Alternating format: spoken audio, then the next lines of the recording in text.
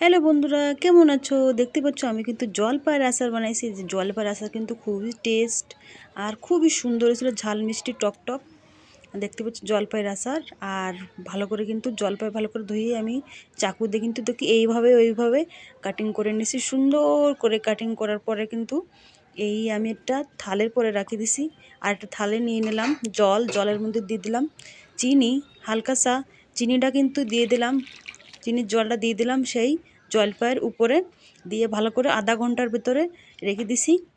দেখতেই পাচ্ছ খুব সুন্দর ফিলি কিন্তু এই কালারটা, জলটা কিন্তু চলে যায়। আর এদিকে নিছি শুকনো ঝাল, তারপরে নিছি লাই, ডালচিনি দিয়ে, জিরা, লাই আর ধনে দিয়ে শুকনো ঝাল দিয়ে ভালো করে দারচিনি দিয়ে আর দিয়ে দিলাম কালো জিরা দিয়ে ভালো করে কিন্তু ভেজে নিলাম।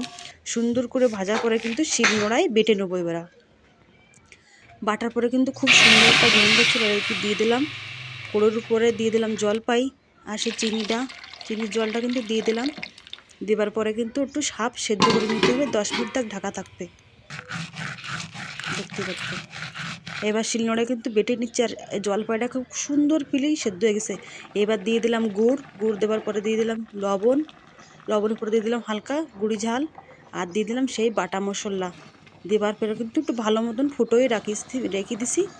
আর দেখতে পাচ্ছ রাখার পরে কিন্তু খুব সুন্দর একটা কালার আসছে বন্ধুরা, দেখতে পাচ্ছ।